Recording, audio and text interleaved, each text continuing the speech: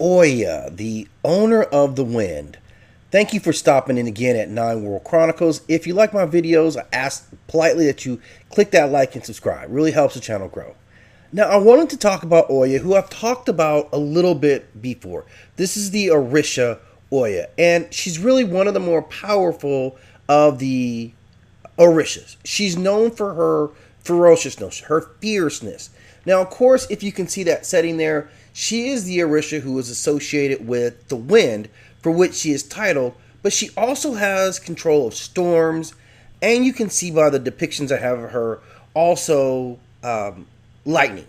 So I want to talk about the sum of what her abilities are to understand how powerful an entity she really would be. Now, a little bit about her. She is, of course, the Orisha. She is the consort of Shango. And the reason why Shango, who himself is known for his war aspect, rides with her is because she is so fierce. She rides into battle with these two swords, commanding lightning, commanding the wind, commanding violent storms. So she has that reputation as being one of the more powerful of the Orishas.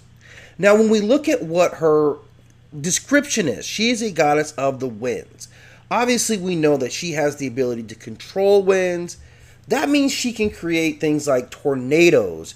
She can create hurricanes. She can do things like control the air in your lungs, for instance. This is incredible power for any deity to will, that she can control the very air around us. She controls your atmosphere. That is elite power. So just command of that, just think of what she could do to armies or other creatures. Maybe other gods don't require air, but if you do, you are extremely susceptible to this powerful netter. Now, she also can control storms. So she has control over weather. And again, when we think about other deities and other pantheons, that ability is typically, say, for among their higher beings, their most powerful. The ability to control the weather, a lot of times is associated with sky gods. So when we're talking about sky gods, we're talking someone like Hathor. We're talking like Thor in Norse customs.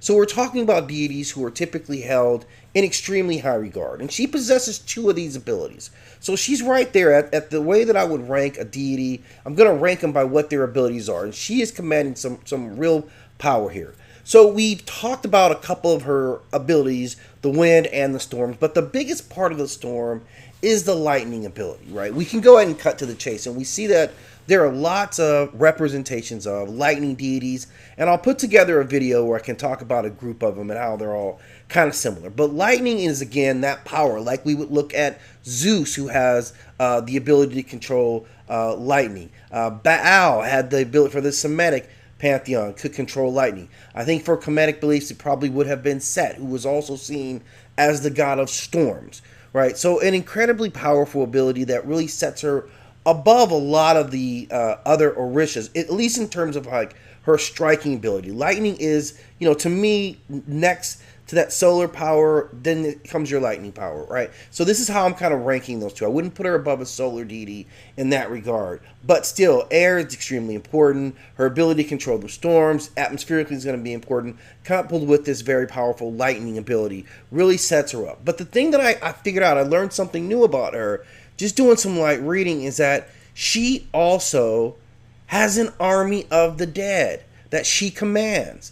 This is something I had to dig deep into, a story that was referencing another story about her. And it is said that she commands an army of Egon, or the dead, who are at her disposal. Now, it does not give me any specifics in terms of what the size of this army would be, what this army looks like, but it is documented that she is one who possesses, I guess, a form of necromancy. So something else I talked about, being able to communicate or control dead warriors. So we're talking about an exceptionally powerful goddess in terms of her ability to control the atmosphere, the weather conditions around you, commands the power of lightning, and also has an army of the dead. I don't know too many forces that would stand before everything that she commands and walk away successfully. So this is just a moment, not even digging into the spirituality part of who she is and what she represents for the people, but just in their depiction of her and the type of power that she's given is something that's very impressive. I look forward to putting her in some of our matchups